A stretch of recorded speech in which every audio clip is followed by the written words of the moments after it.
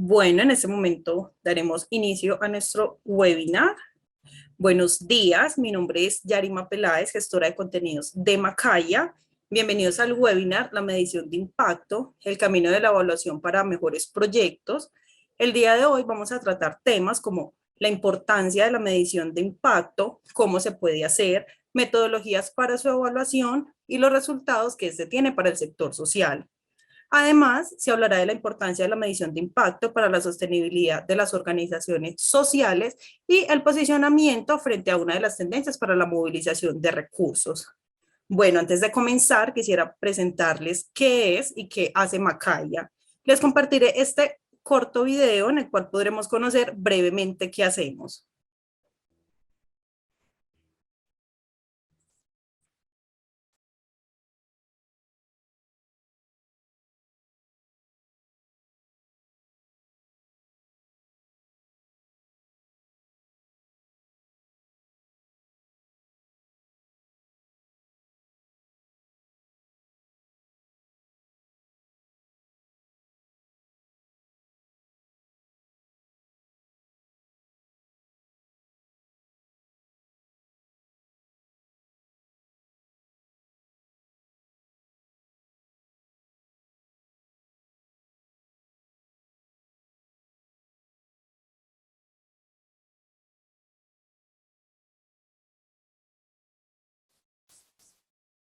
Bueno, como vimos en el video, Macaya se centra en potenciar las capacidades para el sector social. Para el proceso de la gestión de recursos, contamos con la herramienta Nodo K, una plataforma creada para abrir la puerta a las oportunidades de la movilización de recursos.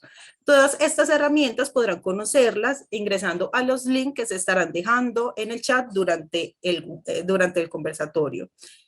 Antes de darle la palabra a nuestro invitado, quisiera recordarles que el chat estará deshabilitado durante la conversación. Sin embargo, pueden hacer uso de la caja de preguntas. Los invitamos a dejarnos sus preguntas agregando la ciudad y la organización que nos acompaña. El webinar tendrá una duración de 1 hora, terminando a las 11 de la mañana. Y al final de la conversación, los invitamos a llenar la encuesta de satisfacción.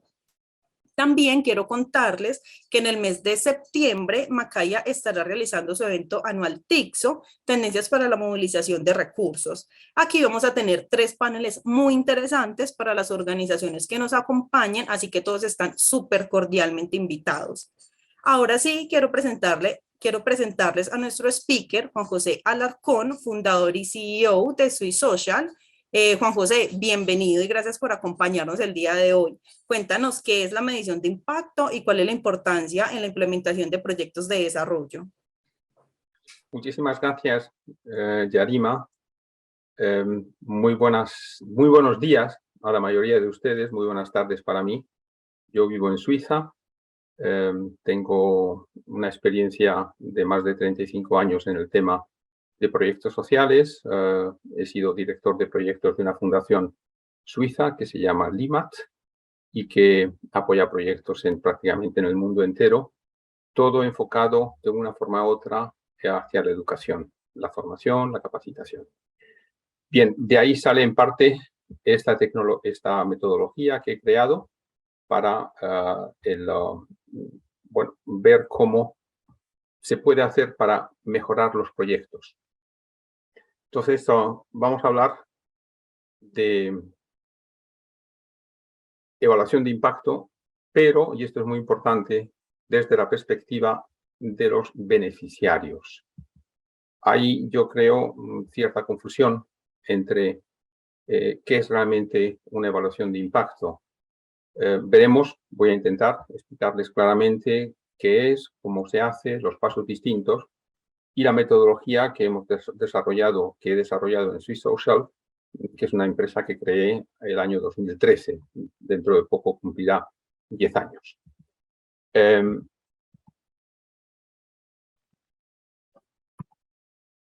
¿Cuál es la situación actual? Pues lo que pasa es que se mide el resultado. Aunque a veces se le llama impacto, he visto muchas evaluaciones con el título de evaluación de impacto, pero al final no se trata nada más que de resultados. ¿Por qué? Porque las instituciones se analizan, se miran a sí mismas lo que han hecho, lo que habían previsto hacer, pero no han visto realmente qué es lo que han hecho sus beneficiarios con los inputs que se le han ido dando. Por tanto, los resultados solo reflejan lo que nosotros hacemos. Es muy importante. Sin resultados, sin outputs, que se dice, no puede haber cambios, no puede haber outcome. Pero el impacto no son los resultados, sino es el cambio en los beneficiarios. El problema es que se habla mucho de la necesidad, de que hay que hacerlo, pero ¿cómo se hace? ¿A qué costo? Las instituciones lo pueden soportar, ese costo o no. ¿Es un costo? ¿Es una inversión? ¿Es un gasto? ¿Es una inversión? Todo eso lo veremos con detalle en esta hora que tenemos juntos. Primero, ¿qué es lo que hay que medir? Como hemos dicho, los procesos, los resultados previstos por el proyecto son importantes. También se puede medir en qué grado se han conseguido esos resultados que estaban previstos, la realidad con respecto a las metas que nos habíamos fijado al iniciar el proyecto. Pero otro paso más grande son los cambios de los beneficiarios, solamente los que están relacionados con el objetivo del proyecto, es decir, con los outcomes. Y luego, el cuarto paso es medir todos los cambios que el proyecto ha generado en las condiciones de vida de los beneficiarios. Como se ve, es una escala que va subiendo. Al principio nos quedamos solamente con lo que hacemos, luego lo comparamos contra lo que habíamos previsto hacer, luego una tercera fase, es decir, bueno, habíamos previsto que los beneficiarios cambiasen en esto, esto y esto, los outcomes, y luego está la cuarta fase, que es la verdadera medición de impacto, que es que dice, ¿pero qué le ha cambiado la vida el proyecto a los beneficiarios? ¿Qué es impacto? Una evaluación de impacto es un estudio de los cambios que han tenido los beneficiarios de un proyecto y que realmente se pueden atribuir a ese proyecto. Por lo tanto, y es una realidad que me he encontrado desde siempre, es que no se puede solamente limitar a aquellos cambios que el proyecto había previsto. ¿Por qué? Porque el ser humano no lo podemos predeterminar y los inputs que recibe de un proyecto lo pueden llevar en un camino o en otro, muchas veces que no estaba previsto. Pero aparte de eso, muchos de los cambios que se pueden observar no se pueden atribuir al proyecto, se podrían atribuir a otras razones. Por eso solamente la evaluación de impacto tiene que medir los cambios que son directamente atribuibles al proyecto. Para eso lo veremos, está el grupo de control. En esta figura se ve, estamos aquí, tenemos los distintos niveles, los niveles de los resultados, que son la parte operacional, todo lo que está previsto por el proyecto, y luego está el cambio real de los beneficiarios. Yo llamo falsa evaluación de impacto aquella que solamente llega hasta el nivel de los resultados, de los procesos, de la participación, de la metodología. Eso no es una verdadera evaluación de impacto. ¿Por qué hay que hacer una evaluación de impacto? Bueno, pues hay muchísimas razones y además también aquí las pongo de un modo progresivo. Una primera razón, y cada vez se ve más, es que los donantes de un proyecto exigen que en ese proyecto se incluya una evaluación de impacto. Es una razón poderosa, es una razón que es, bueno, necesaria, pero para mí no es suficiente. También puede ser que los órganos de gobierno de la institución, la asamblea, la junta, el board, pidan, oiga, estamos trabajando desde hace tanto tiempo en este proyecto, ¿cuál es nuestro impacto? Eso ya es un paso superior, porque ya es una decisión que está tomada al interior de la institución. Pero para mí tampoco es suficiente. Los directores de la organización quieren conocer el impacto de sus programas. Esta ya es mucho más fuerte, es más realista, tiene mucho más que ver con una realidad que yo la llamo mucho más aceptable. Pero simplemente el conocer el impacto de los programas para poder decir, mira, qué bien lo hemos hecho, eso a mí no me basta. La verdadera razón son los directores de la organización, quieren mejorar sus programas. Y como veremos al final, lo que no se mide difícilmente se puede mejorar. Por tanto, si no mido impacto y nada más que mido resultados, me estoy diciendo si yo estoy haciendo cosas más o menos bien, pero no realmente si le estoy cambiando la vida a mis beneficiarios, que es realmente el objetivo fundamental que tenemos todas las organizaciones sociales, es mejorar las condiciones de vida de aquellas personas que se acercan a nuestros programas. ¿Cómo se mide evaluación de impacto? Hay una metodología muy clara.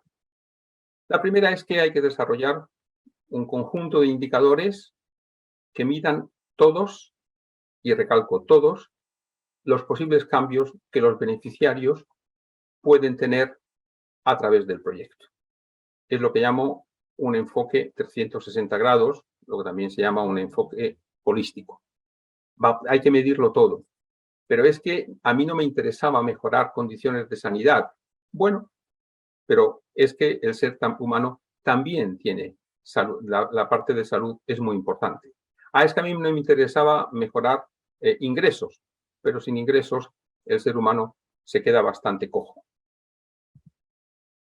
Para poder medir hace falta utilizar unas escalas, por ejemplo, de 0 a 100, o de 0 a 10, o de 0 a 5, lo que sea, para cada uno de los indicadores. Y hay que poder establecer dónde están los medios, las medianas, para poder situar a las personas cuando se hace la evaluación dentro de esa escala. Y luego hay que utilizar datos objetivos. Las encuestas de opinión, pues eso, son opiniones. Si le preguntamos al final de un proyecto o de un programa a los beneficiarios qué le ha parecido, la mayoría de las veces van a decir que muy bien. ¿Por qué? Pues porque han recibido posiblemente cosas interesantes que a lo mejor no van a poder poner en práctica, que no les va a cambiar la vida, pero que tampoco estaba tan mal. Y hay que empezar realizando una línea de base. Una evaluación de impacto no se puede empezar cuando el proyecto ya ha acabado. Y hay que tener un grupo de control para poder atribuir al proyecto los cambios que se observan en los beneficiarios. ¿Cuándo hay que hacerla? ¿O cuándo es conveniente hacer una evaluación de impacto? Pues por una parte, cuando el tamaño del proyecto justifica ese esfuerzo. Una evaluación de impacto requiere mucho esfuerzo. Por lo menos la metodología que utilizamos desde Swiss Social, porque transferimos ese conocimiento, porque las instituciones trabajan en la evaluación, son ellas las que la mayoría de las veces soportan el mayor esfuerzo, y entonces si el tamaño es muy pequeño, pues no lo justifica. Puede ser que sea pequeño, pero es un proyecto piloto que quiere ser replicado. Y entonces, antes de lanzarnos más a lo grande, yo quiero verificar si efectivamente ese proyecto tiene impacto en los beneficiarios o no. O bien es un proyecto que ya existe, que ya lleva funcionando un cierto tiempo, pero que queremos escalarlo. Y entonces, para poder escalar, hay que saber que efectivamente ese proyecto tiene impacto. También, entre otras cosas, porque es una forma muy adecuada de vender el proyecto a otras instituciones, también para conseguir financiación. ¿Qué es lo que no es una evaluación de impacto? Hemos dicho ya, la que se limita, si solamente se limita a los objetivos, al outcome del proyecto, eso no es una verdadera evaluación. Tampoco la que comienza después de que el proyecto haya acabado. Yo le digo a la gente, bueno, pues muy raramente sí que se puede hacer eso, pero es realmente una situación extrema en la que se pueda llegar a medir impacto cuando el proyecto ya ha acabado y yo empiezo la evaluación justo después. Y luego, la que no utiliza el mismo instrumento, la línea de base y las evaluaciones ex post. Me ha sucedido con frecuencia que me han pedido evaluación de impacto cuando el proyecto ya estaba acabado, pero me han dicho, no, pero que tenemos ya una línea de base. Y me he puesto a ver qué contenía esa línea de base, y entonces lo que sucede es que esa línea de base no contiene la mayoría de las cosas que son necesarias para poder hacer la evaluación de impacto. También la que no cuenta con un grupo de control, porque como veremos solamente vamos a hacer un estudio longitudinal, vamos a ver cómo se han comportado los beneficiarios en el tiempo, pero no voy a poder atribuir eso al proyecto.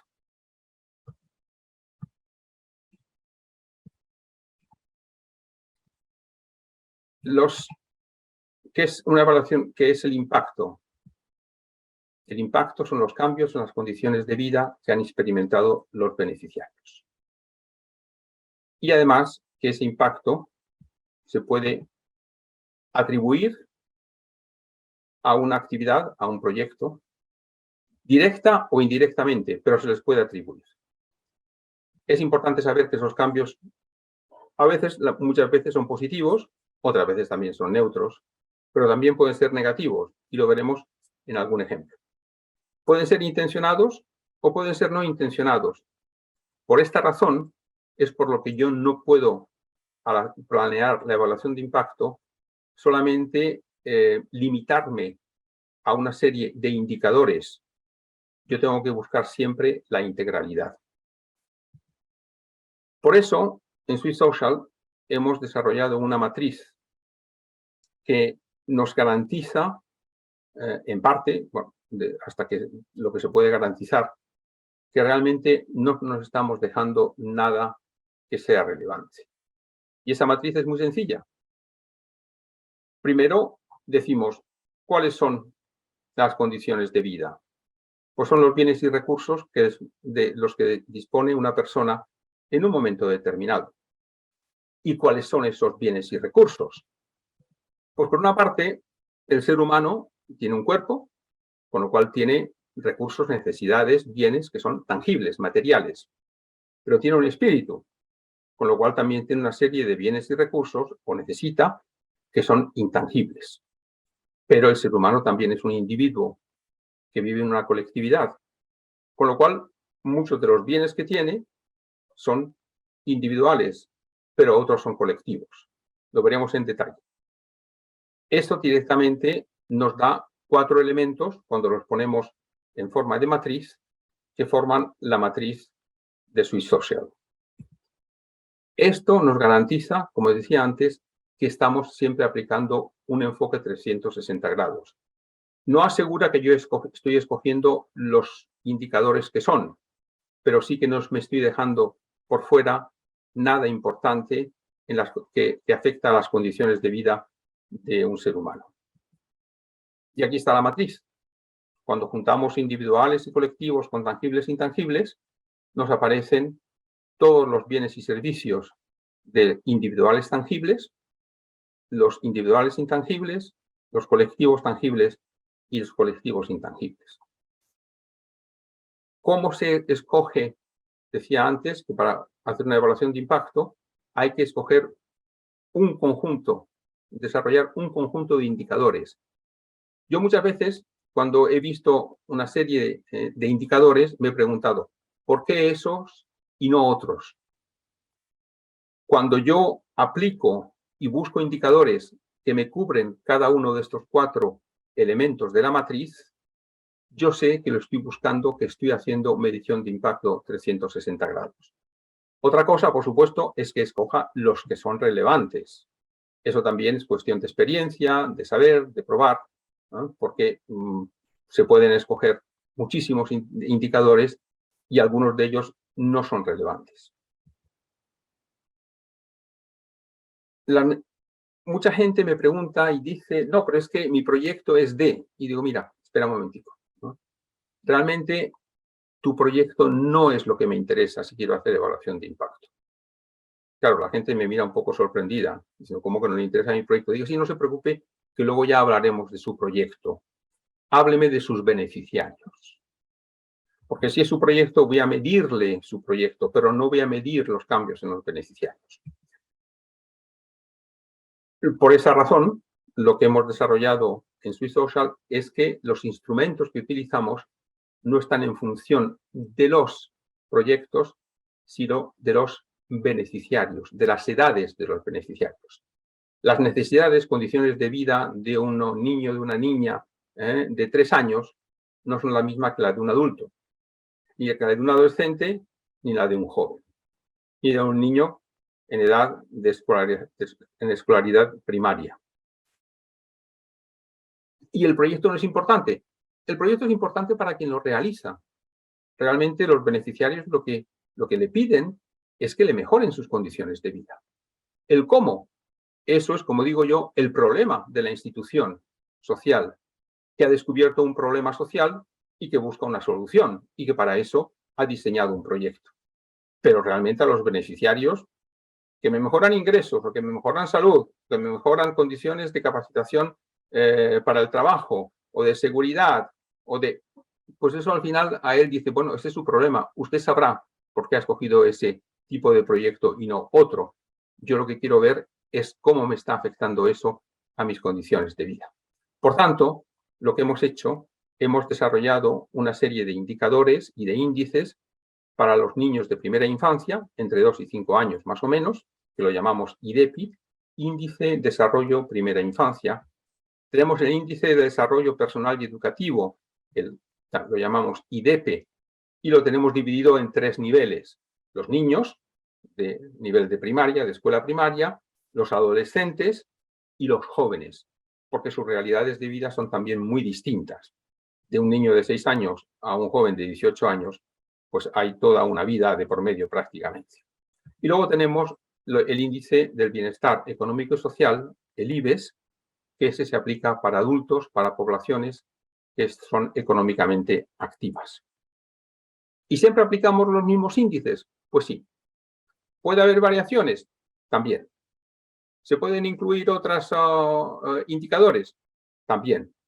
Lo que no podemos nunca es quitar indicadores, porque ya lo hemos probado, ¿no? Después, yo llevo trabajando en esto desde el año, haciendo evaluaciones de impacto desde el año 2008, cuando estaba en la Fundación LIMAT, y conocemos que si quitamos indicadores, posiblemente ahí estamos perdiendo información sobre los cambios en las condiciones de vida de los beneficiarios. ¿Cómo lo organizamos? Es una metodología muy sencilla. Estudiamos el proyecto, por supuesto. Estudiamos sobre todo los beneficiarios. ¿Dónde están? La situación inicial, antes del proyecto. También queremos saber cuál es el outcome, ¿no? El objetivo específico del proyecto, por supuesto. Con esos datos se prepara una evaluación. Después se forma, normalmente siempre formamos a un equipo de la institución con la que vamos a trabajar, porque como dije antes, es muy participativa. Se realiza la evaluación de base, la línea de base, el proyecto se ejecuta y después de un cierto tiempo, que depende de la edad de los beneficiarios, se hace una primera evaluación ex post. Depende de la edad. ¿Por qué? Porque un niño de 2 años en 6 meses ha cambiado mucho. Y cuando ha pasado de 2 a 2 y medio, pues el proyecto ha podido influir muchísimo en sus condiciones de vida. Pensemos simplemente en su comportamiento, en el lenguaje, cantidad de cosas. En los adultos hay que dejar pasar más tiempo. Incluso hacemos 2 evaluaciones ex post. Una al un año y medio después de que el proyecto haya acabado y otro año o preferentemente 2 años después. ¿Por qué? Porque con mucha frecuencia hemos visto que, por ejemplo, en temas de capacitación para microempresarios, proyectos de generación de ingresos, los microempresarios necesitan tiempo, ¿no? Para incorporar en sus procesos y en sus vidas todo lo que han ido aprendiendo. Entonces, si yo mido impacto justo cuando unos poquitos meses después de que haya acabado el proyecto, pues no le damos tiempo a que incorporen en sus vidas todo lo que el proyecto le ha dado. También hay otra razón, y es que muchas veces si hacemos una evaluación muy poco tiempo después del proyecto, puede haber lo que yo llamo los fuegos artificiales, el efecto fuegos de artificio. ¿Por qué? Porque estaban súper encantados, entendían todo, y un año y medio después, 2 años después, pues la vida se complica y han dejado de poner en práctica lo que el proyecto les había aportado. Después de eso se hacen unos informes que contienen unas conclusiones y entonces, pues normalmente mi experiencia es que siempre hay que hacer ajustes. ¿Por qué? Porque es la primera vez, cuando uno hace una evaluación de impacto, que uno se ha dejado examinar por sus beneficiarios. Las evaluaciones de resultados nos examinamos nosotros. En la evaluación de impacto dejamos que sean los beneficiarios los que nos hagan el examen y nos pongan nota. No solamente hagan el examen, sino nos pongan nota. Vamos a pasar rápidamente un poco a explicar esos tres índices, esas tres metodologías que hemos desarrollado para que se entienda un poco mejor cuando decía conjunto de indicadores que cubren 360 grados, etcétera, etcétera. A ver, ¿eso cómo se hace? ¿Cómo se puede hacer? Esta es la metodología que he desarrollado en Swiss Social, pero se pueden utilizar otras distintas, otros indicadores distintos. Por supuesto, esto no es, como diría alguien, esto no está en la Biblia, esto no es materia de fe. Cada uno puede pensar y es posible mejorar. Pero siempre, como decía, vamos a tratar los elementos individuales, tangible, intangible, colectivo, tangible e intangible. Para eso nosotros lo que hemos hecho, que también es es opinable, es que hemos dado unos pesos a cada uno de estos cuatro componentes del índice del bienestar económico-social. Al que más peso le damos, realmente empecemos de otra forma.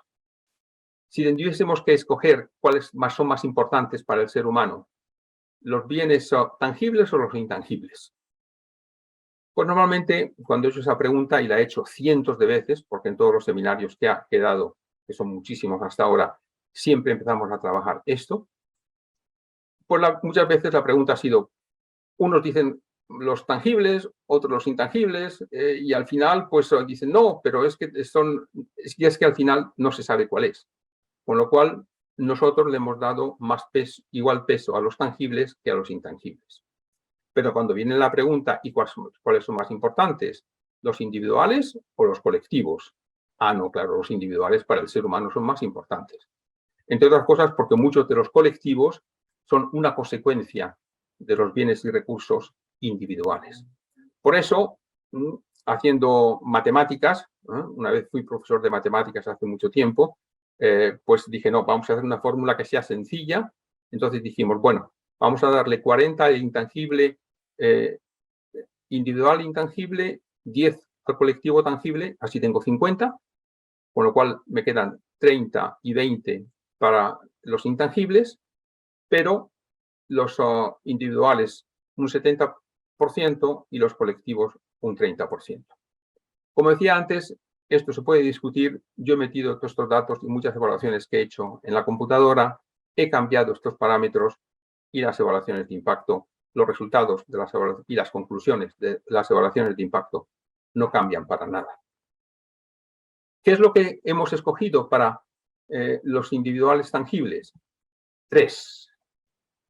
¿Por qué? También porque son los otros nada más que tienen 2 indicadores, pero el individual tangible es un 40%, queríamos medirlo con un poco más de precisión. Ya están los ingresos, que es una medida dinámica, lo que la persona gana cada mes, cada año. El patrimonio, que es una medida estática, pero es la que da mucha estabilidad al ser humano. Patrimonio, ya veremos. El acceso a salud, lo que no puedo medir es la salud, porque la salud es una cosa que varía de día a día. Pues imagínense ustedes con el COVID de los últimos años, pues estábamos todos fatal. Pero la capacidad de la persona de hacerse cuidar sin tener que sacar de su bolsillo para una operación, para un tratamiento o lo que sea, eso sí que se puede medir. En los individuales tangibles medimos 2 cosas. La educación general, el nivel de educación general, que es pues, primaria, saber leer y escribir, primaria, bachillerato, hasta doctorados. Y luego la formación para el trabajo, la formación vocacional. La primera es la que da la base, por así decirlo de una forma, y la formación vocacional, que también están pues, escuelas de ingeniería y cantidad de cosas, es la que da la posibilidad de poner en práctica o de conseguir trabajo. En el colectivo tangible medimos 2, que son los servicios públicos, de todas las infraestructuras, etcétera, veremos un poquitín eso, las condiciones sanitarias en las que viven las personas, de los beneficiarios del proyecto. Y en el colectivo intangible medimos el nivel de seguridad ciudadana y la ejercibilidad de los derechos civiles y humanos. Con esto tenemos una fotografía muy clara y muy precisa de dónde están, en qué condiciones de vida se están viviendo las personas que son beneficiarias de nuestro proyecto. Es importante que no haya ningún indicador que sea dominante. Y en este caso, aunque los ingresos es un 20%, como digo, solo es un 20%. El resto de los indicadores es un 80%. Y el de la capacitación para el trabajo es casi tan importante como los ingresos, que es un 18%. Y luego tenemos 3 con un 12%, activos netos, educación general y seguridad pública. Y los otros ya tienen menos, aunque son importantes, todos son importantes, pero tienen menos peso. Esto hace que al realizar las evaluaciones de impacto no las podamos traficar, falsificar, en cierto sentido, amoldar, porque ningún indicador solo si se mueve solamente un indicador, es prácticamente imposible que nos dé resultados estadísticamente significativos del impacto que ha tenido el proyecto. ¿Cómo hacemos eso? Tenemos unas escalas. 0, una persona no posee nada. 100 son las condiciones del paraíso en la tierra. Y entonces, claro, es muy importante que a la hora de establecer esas tablas, esas escalas, la adaptemos a la situación concreta del país. Es bien sabido que $1 no es lo mismo en ningún sitio del mundo. No solamente ya en países desarrollados o de súper desarrollados como Suiza, pero dentro de un país como Colombia, con $1 no se hace lo mismo en Pasto que en Bogotá, por poner un ejemplo. ¿Por qué? Pues porque no. Porque con $1 en Bogotá no tengo ni para una arepita y en Pasto posiblemente tengo un buen desayuno. ¿Okay? Entonces, ese es un trabajo que hacemos siempre con las instituciones porque ellas son las expertas de que las regiones, de los sitios donde viven sus beneficiarios para adaptar cada una de las escalas de los indicadores a la región y a las personas donde viven. Por lo tanto, no es una evaluación teórica, se basa en la realidad concreta en la que viven los beneficiarios. Trabajamos para apoyarnos a crear esas escalas con un concepto que son los niveles socioeconómicos. Normalmente es muy conocido la clase, los nivel bajo, el medio y el alto. Dentro de cada uno de ellos se pueden distinguir un bajo, medio y alto. Y aparte de eso está lo que hemos llamado el nivel de indigencia. Yo trabajé en muchísimos proyectos con niños de la calle y, claro, las condiciones de la calle son terribles y las condiciones de vida son espantosas. Eso es el que llamamos el nivel de indigencia, que es el de subsistencia total. Para poner un ejemplo, pues aquí aparece Medellín, Colombia. Esos son en dólares. Vemos que en Colombia, para que una persona no muera en la calle, necesita como unos $1.000 al año. Ay, pero es que él no gana nada de plata. Sí, pero hay gente que está aportando por él. Él puede ir a comer a un comedor, muchas veces, o le dan también, durante las noches puede dormir en dormitorios. Alguien está aportando todo eso. Calculamos exactamente cuál es el nivel 0 de indigencia. Como ven, Suiza, Zurich en concreto, son $18.000 para que alguien no se muera en la calle. También por condiciones climáticas. ¿Por qué? Pues porque aquí durante 6 meses al año, si uno duerme en la calle y no se consigue un sitio donde dormir a cubierto, pues se coge una pulmonía al cabo de 2 o 3 días. Porque el nivel de todo es muchísimo más alto, la alimentación, etcétera, etcétera. Eso lo trabajamos para esas 10 escalas y como se ve aquí muy bien, al final, las escalas más altas se juntan muchísimo. Interesante. Y eso lo he comprobado en todos los sitios. No he puesto el ejemplo de Vietnam, también hemos hecho evaluaciones en Vietnam, y las escalas están más alto que en Suiza incluso. La clase alta de Vietnam tiene muchos más ingresos que los suizos. Tenemos la escala de indicadores de estudios generales, ¿no? Esa la hemos fabricado y la hemos perfeccionado de cierta forma de los lineamientos que da la UNESCO. 0 es no saber leer y escribir, 90 son un doctorado y varios posgrados. Y dentro de toda esa gala, pues están los años que hayan sido completados en la escuela primaria, pero a eso hay que añadirle un corrector, porque no es lo mismo un bachillerato en la capital del país, en el mejor colegio privado, que en zona rural de ese mismo país. Agarráis a un joven que ha acabado su bachillerato en una escuela rural y lo comparáis con el que lo ha acabado ese mismo bachillerato en la escuela privada en la capital y hay años de diferencia en conocimientos. Entonces hay que aplicarle unos correctivos que los calculamos para poder medir realmente esa situación. Cuando estamos hablando, por ejemplo, de exigibilidad de derechos civiles y humanos, vemos 4 cosas. La libertad, su contrario sería la represión, la transparencia, su contrario sería la corrupción, la participación política y el derecho de Estado, es decir, la separación de poderes de los 3 poderes, el ejecutivo, el legislativo y el judicial. Y eso también lo hacemos no solamente, por supuesto, a nivel país, para eso hay muchas ya estadísticas bastante bien hechas, sino que lo llevamos a la realidad donde viven esos beneficiarios. ¿Por qué? Porque de una comuna a la otra puede haber muchísima diferencia. Condiciones sanitarias, pues hacemos lo mismo, miramos 4 cosas fundamentalmente. Todo el tema del alcantarillado, recogida de aguas, recogida de basuras, tratamiento de aguas y condiciones ambientales generales. Y para eso, como vemos aquí, hay una escala de 0 a 10, en la cual pues 0 no hay y 10 es excelente. Excelente quiere decir, por ejemplo, si nos vamos aquí a las carreteras, ¿qué sería excelente? Pues excelente no solamente es que haya autopistas, sino que en esas autopistas se pudiese jugar un partido de tenis. Que Nadal contra Federer pudiesen jugar allí y no notasen que están en una carretera porque está tan perfecta que es como si fuese una cancha de tenis.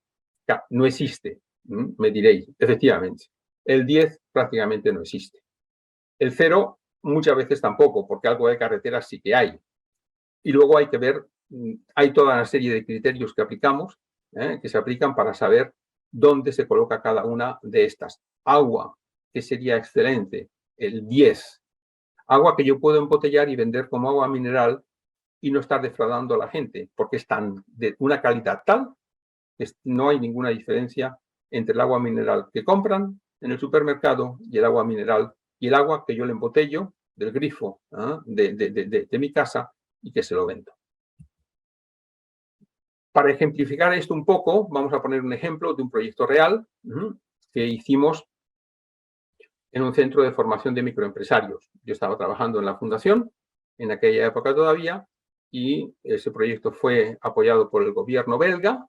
Lo hicimos con una fundación colombiana muy conocida y nos pidieron, bueno, pues aplicamos el proyecto, tenía un modelo que yo quería saberlo, pero que no era realmente lo más importante. Pues eran las competencias, lo que llamamos el modelo de las 3 Cs. Competencias, tanto de gestión como técnicas, consultorías y capital microcréditos. ¿Qué es lo que se mide normalmente? Pues cuántos microempresarios han pasado, cuántos cursos se han hecho, cuántas horas se han dictado, cuántas asesorías se han dado, cuántos créditos se han concedido, cuántas microempresas se han creado. Muy bien, todo eso son resultados. Todo eso, yo digo muchas veces que resultados es cuando yo puedo decir, esto lo hemos hecho nosotros. Impacto es cuando yo digo, eso lo han hecho ellos. Es decir, en qué le hemos cambiado las condiciones, en qué le hemos mejorado las condiciones de vida a los microempresarios. Para eso lo primero que hicimos, bueno, lo hicimos todo al mismo tiempo, pero para explicarlo así, como metodología, se hizo un estudio longitudinal. Se hizo una línea de base a finales del 2008 A finales del 2010, una ex post, y a finales del 2012, una segunda ex post. En esos datos que íbamos recogiendo, estaban incorporados allí los cambios de la sociedad. Es decir, no estaban descontados los cambios de la sociedad, con lo cual me decía cómo habían evolucionado los microempresarios, pero yo no podía saber si realmente todo eso lo podía atribuir al proyecto o no. Aquí están los valores de esos 9 indicadores que hemos visto antes y vemos que el valor general, lo tenemos aquí, abajo del todo, era un nivel de 12.9 y es, según la escala que vimos antes, está por un nivel bajo. Un año y pico después se volvió a hacer una evaluación y entonces se vio que ese nivel había subido al 14.8. Del 12.9 al 14.8, pues si las matemáticas no fallan, hay 1.9. Es un poquitín significativo, pero no tanto. Cuando se volvió a hacer la segunda evaluación ex post, en el 2012, había pasado a 21.4. Y eso ya sí que es muy significativo. Y además se habían movido prácticamente todos los indicadores de una forma o de otra, unos mucho más que otros, por razones que había que estudiar después y que se estudiaron y que, claro, dieron muchísima comprensión a qué estaba sucediendo con esos microempresarios.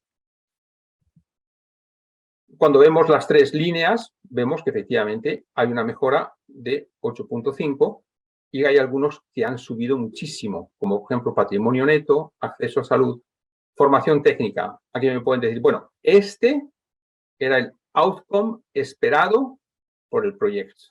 Lo que nosotros, el output, nosotros le estábamos dando capacitación para que ellos se convierten en microempresarios, con lo cual es lógico que se hubiese subido. Pero claro, cuando uno lo ve desde esta perspectiva, dice, ay, cuidado, se han movido los económicos, los personales, los comunitarios y el público, todos han subido un poco, sobre todo los individuales. Y la situación esta, el cambio que han tenido en las condiciones de vida, sí que es muy significativo. Esos 8.5 significa una mejora del 66% en condiciones de vida. Y eso es muy relevante. Claro, todo eso, como veremos después, no se lo puedo atribuir al proyecto, porque la sociedad durante 3 años mejoró también y entonces, pues, los que no participaron en el proyecto también tuvieron su cambio. Pasamos aquí. Este para mí es el gráfico de la metodología esta que hemos desarrollado más claro de todos. Aquí vemos claramente dónde se han movido realmente, dónde ha habido impacto. Y vemos que se cambió mucho la vida en el patrimonio, en el acceso a salud, y el acceso a salud no estaba previsto para nada por el proyecto. También condiciones sanitarias, el proyecto no había contado con eso, y servicios públicos. Lo único que había contado el proyecto al inicio era en la formación técnica. Incluso la educación general se movió, no tan significativamente, pero sí. Y miren qué pasó, que los ingresos disponibles cambiaron, pero muy poquito comparativamente. Y eso que era un proyecto realmente para generación de ingreso. Eso es lo que es importante de una evaluación de impacto. Que me diga qué está sucediendo en la vida de los beneficiarios. Porque yo puedo estar muy contento, porque he visto, y además voy a visitar a los mejores, y claro, los mejores siempre funcionan, pero es que esos mejores funcionarían sin mi ayuda. No necesitan realmente mi ayuda para eso. Y ahí es donde la evaluación de impacto, el IBES en este caso concreto, pues se convierte en un instrumento de gestión, porque uno se pone a indagar esos resultados. ¿Qué sucedió allí? ¿El proyecto fue exitoso? Sí, mejoró en general 66% condiciones de vida. Otra vez, sin grupo de control. Veremos que es un poquitín menos. Los beneficiarios comprendieron la importancia en invertir en acceso a salud. Lo ven aquí. No estaba previsto, pero ellos, como no estaban en el sistema general, en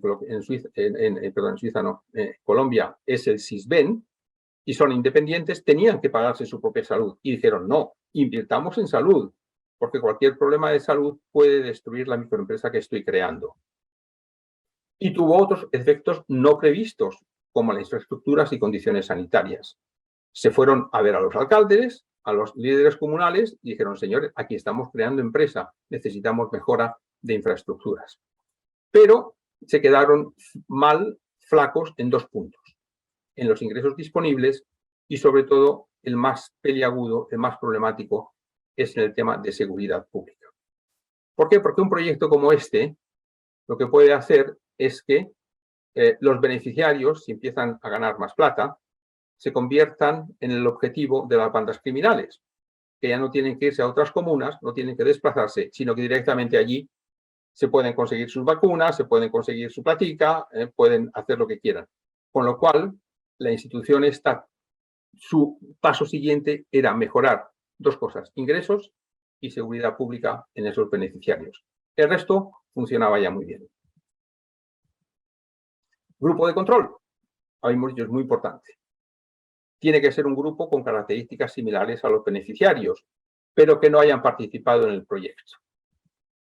Y es absolutamente necesario para poder identificar qué cambios de los beneficiarios son atribuibles al proyecto y no otras circunstancias, pues porque el Estado se pone a construir carreteras y entonces pues toda la situación económica va a mejorar, ¿no? O porque da acceso a salud a todo el mundo, incluye también a los microempresarios, por ejemplo. Muchas veces el grupo de control, y ese es un problema, no tenemos tiempo aquí de meternos en todo, ¿no? Pero sí lo menciono porque es muy importante. El grupo de control se busca fuera del proyecto. Yo he descubierto de que los datos que obtengo de un grupo de control que está fuera del proyecto son muy poco fiables. Cuando no tengo otra alternativa, pues tengo que hacerlo así. Pero sí que a veces tengo alternativa y mostraré cuál es. En realidad, ¿qué hace el grupo de control? Digamos aquí en el momento 0, cuando empieza la línea de base, tanto el grupo de control como el grupo del proyecto pues están, por ejemplo, digamos a un nivel de 40. Cuando se hace la evaluación ex post, el grupo de control ha pasado a 45 sin ninguna intervención de mi parte y en cambio el grupo del proyecto ha pasado a 55. Con lo cual, la diferencia entre 40 y 55, que son 15, no se la puedo atribuir toda ella al proyecto porque el grupo de control ha mejorado también sin proyecto 45, pasa 5 puntos. Con lo cual, el impacto esa es la diferencia de 10 puntos. ¿Cómo metemos un grupo de control del proyecto y que no nos falsifique y al cual yo pueda saber que efectivamente los datos que estoy obteniendo sí que son comparables con los del grupo de proyecto? Pues la mayoría de las veces un proyecto tiene varias cohortes. Entonces, cuando yo tengo varias cohortes, puedo dejar la cohorte que entra en el año 2012 al proyecto no ha sido influenciada por el proyecto. Eran microempresarios de la misma comuna que estaban allí, no tenían nada que ver con el proyecto. Y en cambio, cuando yo a ellos le hago una línea de base, quiero saber cómo están el año 2012, sí que puedo compararla como dónde se encuentran los beneficiarios el año 2012. Y debo suponer, porque están de la misma comuna, el mismo tipo de capacitación, etcétera, que esos cambios que yo veo aquí sí que los puedo atribuir al proyecto. Hicimos eso y entonces nos dimos cuenta de que el grupo del proyecto había subido a 14 puntos, perdón, el grupo de control estaba a 14.4, no a 12.9. Es decir, que esa diferencia no se le puede atribuir, de 1.5 no era atribuible al proyecto, sino eran los cambios de la sociedad. Con lo cual, el impacto del proyecto no fue de 8.5 puntos, sino solamente de 7, lo cual sigue siendo muy interesante y significativo. ¿Qué pasó? Que en parte los cambios de condiciones sanitarias y de derechos humanos eran muy poco atribuibles al proyecto. Lo que sí era atribuible al proyecto era el patrimonio neto, el acceso a salud y la formación técnica. Un esquema así como más globalizado que se puede hacer cuando hay varias, si por ejemplo un proyecto empezó en mayo del 21, hice su línea de base, cuando entra a la cohorte del 22, yo le hago línea de base a la cohorte que entra el año 22 y le hago la primera ex post a la cohorte del año 21. Y cuando entra la tercera cohorte, el año 23, yo le vuelvo a hacer línea de base a la cohorte del año 23, la primera ex post a la cohorte del año 22 y la segunda ex post a la cohorte del año 21. Y así yo puedo medir impacto ahorrándome mucho, porque si yo tengo que empezar aquí ya a hacer una línea de base a un grupo externo, eso me cuesta. Gratuito no es. Si yo cada vez voy buscando grupos de control externos, eso me encarece bastante la evaluación de impacto.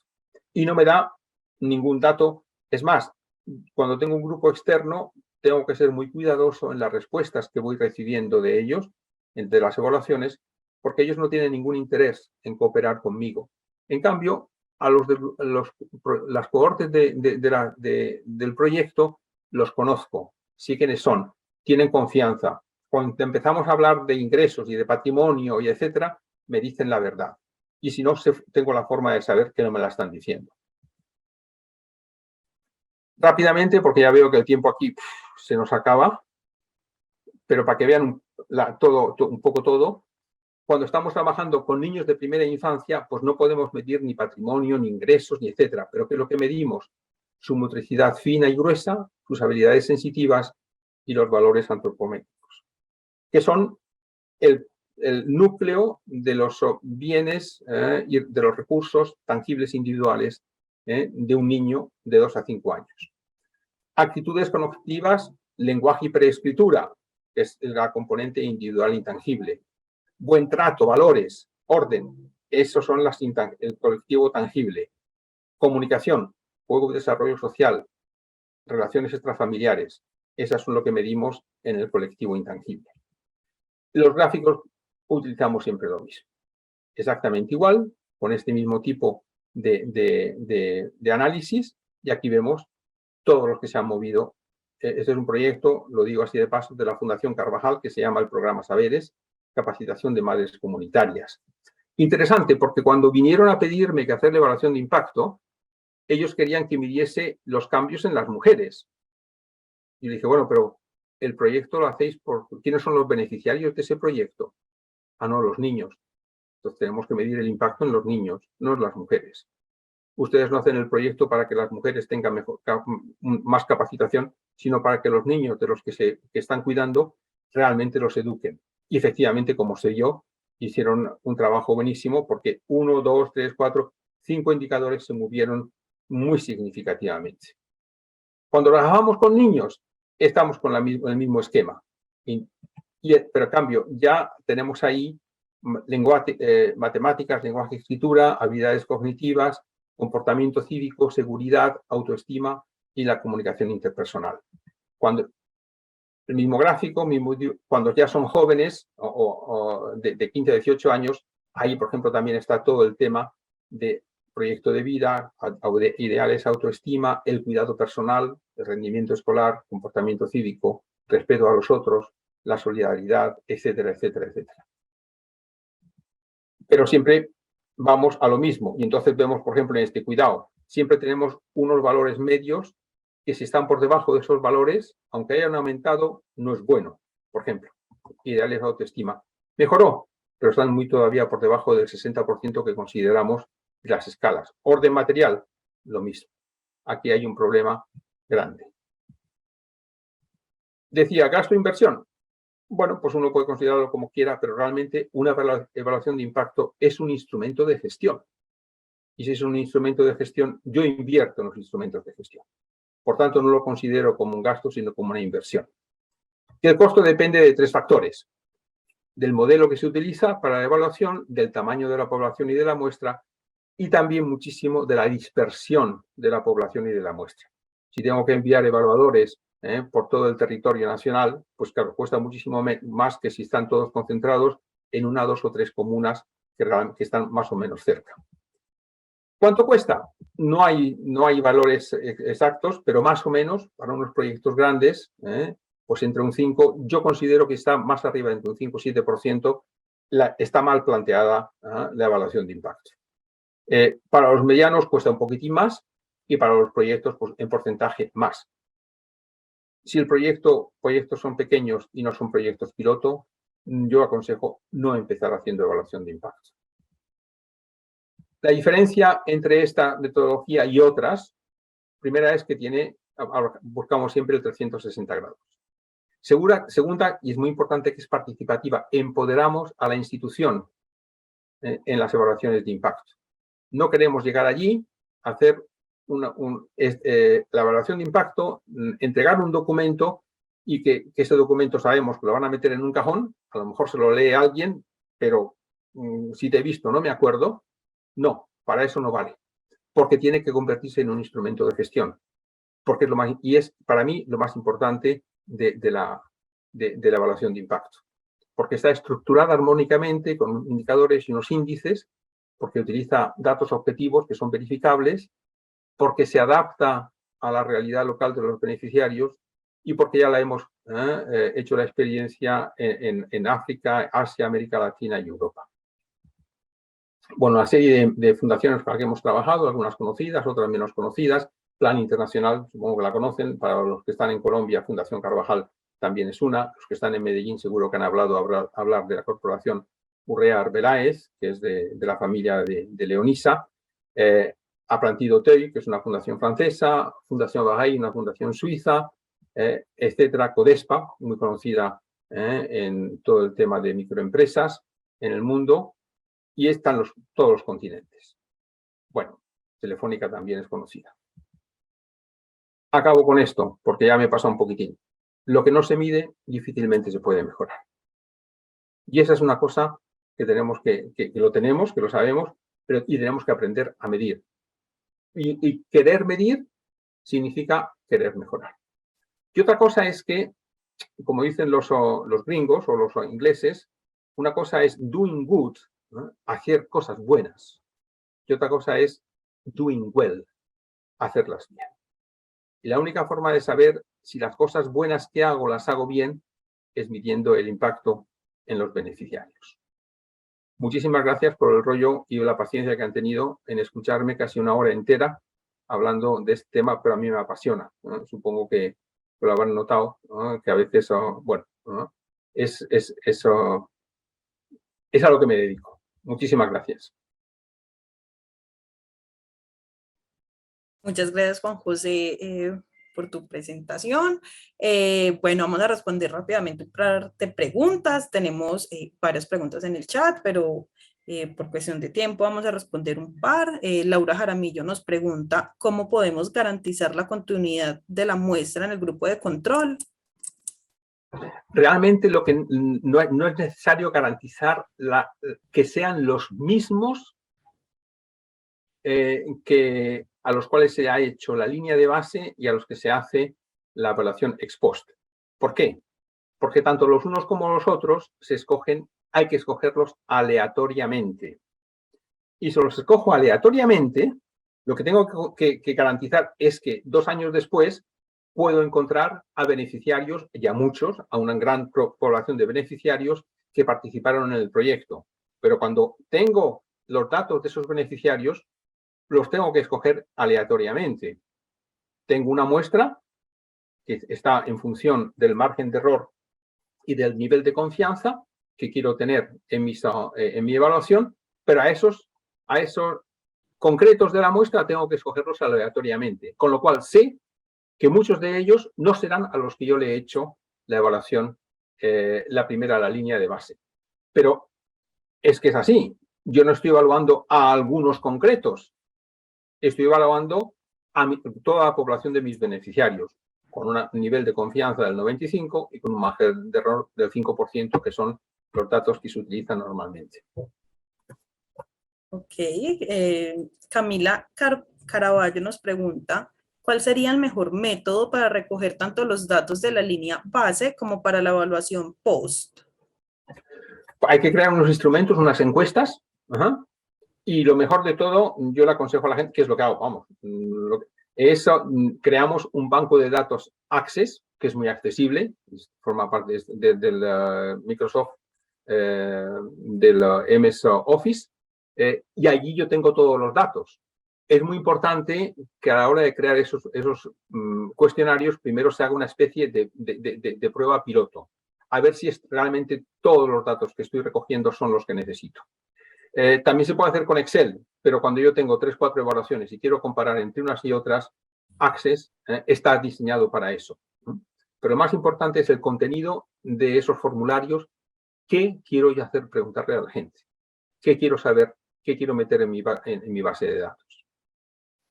Ok, aquí Alexander Jaramillo nos pregunta, ¿cómo empezar a generar cultura cultura en la organización frente a la importancia de las evaluaciones de impacto para que no se aplique solo como una exigencia de los financiadores? Ahí, qué bueno, buenísimo. A ver, yo creo que esa cultura parte de una reflexión. La reflexión es, ¿para qué estamos aquí?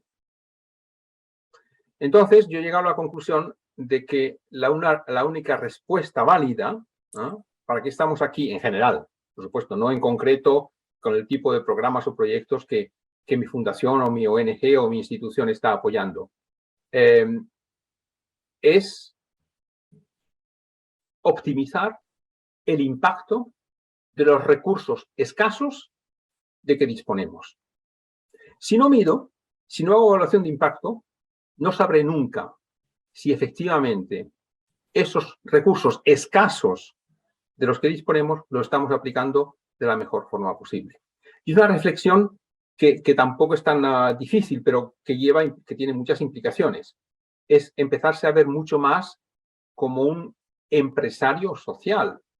Un empresario no se contenta con vender más cada año, porque puede perder más vendiendo más, sino ganar más cada año, generar más beneficio. Impacto es sinónimo de beneficio. Impacto social es sinónimo de beneficio social. Si no estamos midiendo el beneficio, impacto social que creamos, no sabremos nunca dónde estamos parados. No, Qué pena. Ya para finalizar con las preguntas, tenemos muchas preguntas, pero por cuestiones de tiempo no podemos responderlas todas. Esperamos que se pueda abrir otro espacio en el futuro. Pero para finalizar, nos preguntan. Yarima, abrimos un espacio solo para preguntas. Sí, oye, te lo digo de Podría verdad. ser. No, te lo digo, Sí, sería sí, interesante. sí, se invitan a los que han estado aquí y le decimos, a ver, hagan preguntas. Y ya está, me paso una hora respondiendo a preguntas, no problem, de verdad. Sería muy interesante. Aquí para finalizar, ¿qué pasa con los indicadores de tipo cualitativo? ¿Sería valioso incluir indicadores cualitativos más allá de escalas numéricas? A ver, los cualitativos, ¿es que seguridad no es cualitativo? Sí, Sí. sí es cualitativo. Pero yo siempre puedo, si yo me quedo simplemente, la seguridad ha mejorado. No, hagámosle una escala, pensemos un poco dónde está el nivel 0 de seguridad, dónde está el nivel 100 de seguridad, porque lo cualitativo también puedo cuantificarlo, ¿ok? No quiere decir que pierda su cualidad de cualitativo, pero sí que puedo meterlo dentro de una escala. Si no, no poder comparar. Al final, una evaluación de impacto es comparación de una situación inicial con una situación final. Bueno, en un momento cuando se hace la evaluación, para poderla comparar, yo tengo que tener datos y puedo cuantificarlo. Y de hecho, se puede cuantificar todo. Incluso el gusto que uno tiene, la satisfacción que uno tiene comiendo. Pues eso es cualitativo, sí, pero si yo empiezo a pensarme qué preguntas tengo que hacer para saber cómo, por ejemplo, el comportamiento en la familia, eso yo puedo cuantificarlo también. Tengo unos criterios, cuál es el óptimo y cuál es el cero. Y dentro de ahí establezco unos baremos y con una serie de preguntas yo puedo saber ese joven cómo está reaccionando en la familia o cuál es su sentido de solidaridad. Eso es súper cualitativo, pero yo puedo medirlo también. Bueno, muchas gracias por tu explicación. Realmente la charla fue muy, muy fructífera, con muchos temas muy interesantes. Lamentablemente se nos terminó el tiempo, de hecho nos pasamos un poquito. Sí. Ya para terminar, tengo pues como dos noticas. La primera es recordarles que pueden llenar la encuesta de satisfacción que ya pueden encontrar en el chat de del webinar. Y también tenemos una noticia súper especial, y es que además de contar con la presencia tan importante de Juan José Alarcón en este webinar, Macaya tiene la oportunidad de ofrecerles a las organizaciones un curso de medición de impacto que se estará realizando en el mes de noviembre, donde contaremos con toda la experiencia y conocimiento de Juan José en esta materia, y para el cual estaremos enviando toda la información prontamente, así que estén súper, súper, súper, súper pendientes. Muchas gracias, Juan José, por estar aquí. Muchas gracias a todos los participantes. Que tengan un buen día. Muchísimas gracias a ti, Yarima, y a todos en Macaya por haberme dado esta oportunidad. Y bueno, y si se apuntan al curso que voy a dar, ahí sí que vamos a entrar mucho más en profundidad, porque vamos a tener 8 horas, me parece, de trabajo, con lo cual ahí vamos a tener tiempo de ver todo mucho más en detalle. Muchísimas gracias y que sigan o que tengan buen fin de esta mañana. Y hasta Hasta pronto. luego. Chao. Adiós. Adiós.